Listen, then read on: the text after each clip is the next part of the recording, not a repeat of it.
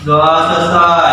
Oke. Beri salam pada ibu guru. Assalamualaikum warahmatullahi wabarakatuh.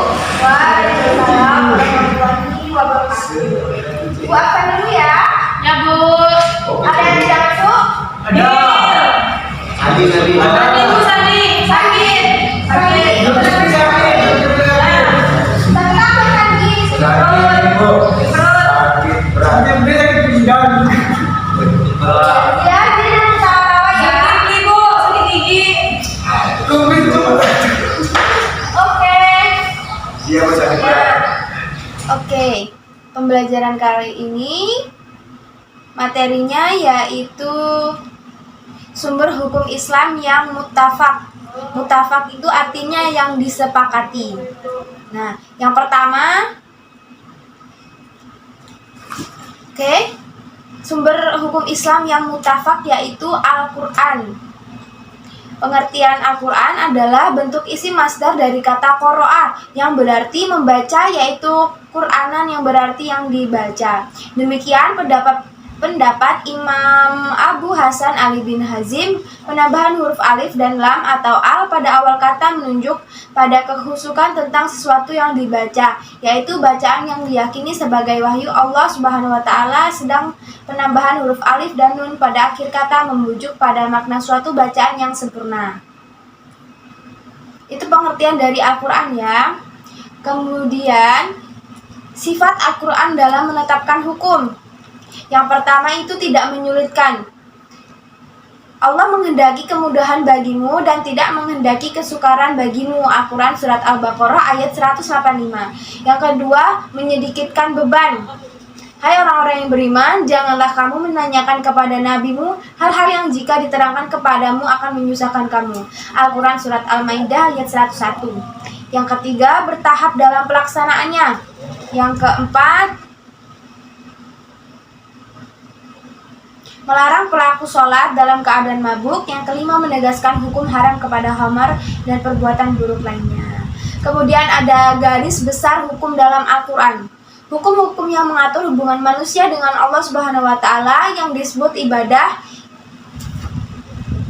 Ibadah ini dibagi menjadi tiga, yaitu bersifat ibadah semata-mata, yaitu sholat dan puasa, bersifat harta benda dan berhubungan dengan masyarakat, yaitu zakat, bersifat badaniyah dan berhubungan juga dengan masyarakat, yaitu haji. Ketika hukum ibadah ini tersebut dipandang sebagai pokok dasar Islam sesudah iman. Kemudian hukum-hukum yang mengatur pergaulan manusia atau hubungan sesama manusia, yaitu disebut dengan muamalat. Hukum menyangkut muamalah dibagi menjadi satu, berhubungan dengan jihad, kedua berhubungan dengan penyusunan rumah tangga seperti kawin, cerai, soal keturunan, pembagian harta, pusaka dan lain-lain. Berbagai hukum dan peraturan yang berhubungan dengan masyarakat atau muamalat dapat dirumuskan melalui pemikiran. Kemudian ada kedudukan Al-Quran sebagai sumber hukum.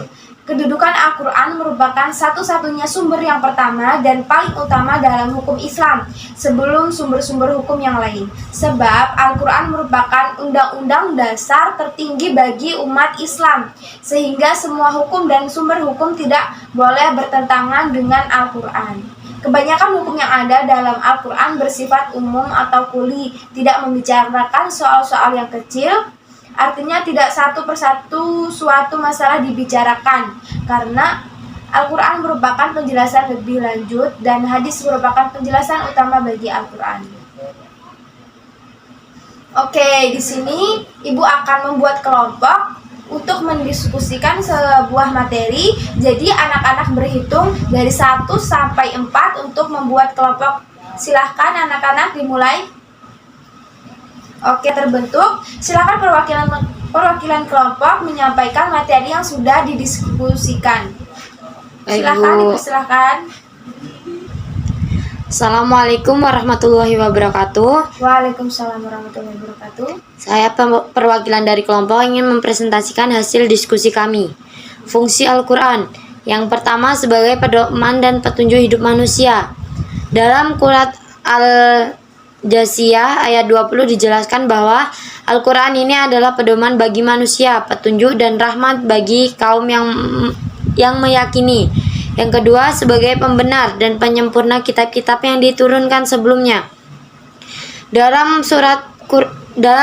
Quran surat Ali Imran ayat 3-4 dijelaskan bahwa yang artinya dia menurunkan Alkitab Al-Quran kepadamu dengan sebenarnya, membenarkannya kitab yang telah diturunkan sebelumnya dan menurunkan Taurat dan Injil sebelumnya Al-Quran menjadi petunjuk bagi manusia, dan dia menurunkan Al-Furqan. Sesungguhnya orang-orang yang kafir terhadap ayat-ayat Allah akan memperoleh siksa yang berat, dan Allah Maha Perkasa lagi mempunyai balasan atau siksa. Yang ketiga, sebagai mukjizat Nabi Muhammad SAW yang dijelaskan dalam Quran surat Fussilat ayat 41-42 yang artinya, sesungguhnya orang-orang yang mengingkari Al-Quran ketika Al-Quran itu datang kepada mereka, dan sesungguhnya Al-Quran itu adalah kitab yang mulia yang tidak datang kepadanya kebatilan baik dari depan maupun dari belakangnya, yang diturunkan dari Rabb yang maha bijaksana lagi maha terpuji.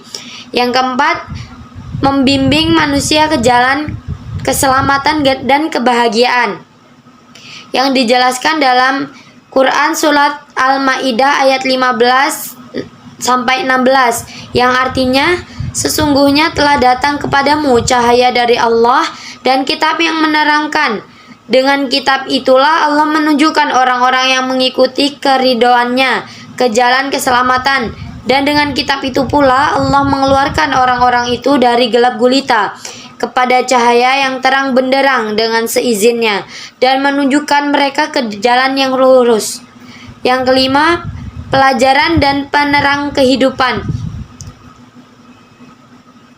Sekian yang dapat saya sampaikan. Terima kasih. Wassalamualaikum warahmatullahi wabarakatuh. Waalaikumsalam warahmatullahi wabarakatuh. Oke, jadi fungsi Al-Quran ada 5. Yang pertama, sebagai pedoman dan petunjuk hidup manusia. Kedua, sebagai pembenar dan penyempurna kitab-kitab yang diturunkan sebelumnya. Yang ketiga, sebagai mukjizat Nabi Muhammad SAW. Keempat, membimbing manusia ke jalan keselamatan dan kebahagiaan. Dan yang kelima, pelajaran dan penerang kehidupan di dunia ini dan di akhirat. Oke, sekian materi pembelajaran kita pada hari ini. Apakah ada yang kurang jelas? Sudah jelas, Bu. Sudah jelas ya. Nah, Ibu akan membagikan soal pertanyaan untuk anak-anak sekalian. Silakan dijawab dan dikumpulkan nanti ke ruang guru ya. Oke, ini silakan ketua kelas mengambil soalnya ke depan. Nah, sekian pertemuan kita pada siang hari ini. Sampai berjumpa minggu depan. Ibu akhiri. Wassalamualaikum warahmatullahi wabarakatuh. Waalaikumsalam warahmatullahi wabarakatuh. Terima kasih, Bu. Ya, sama-sama.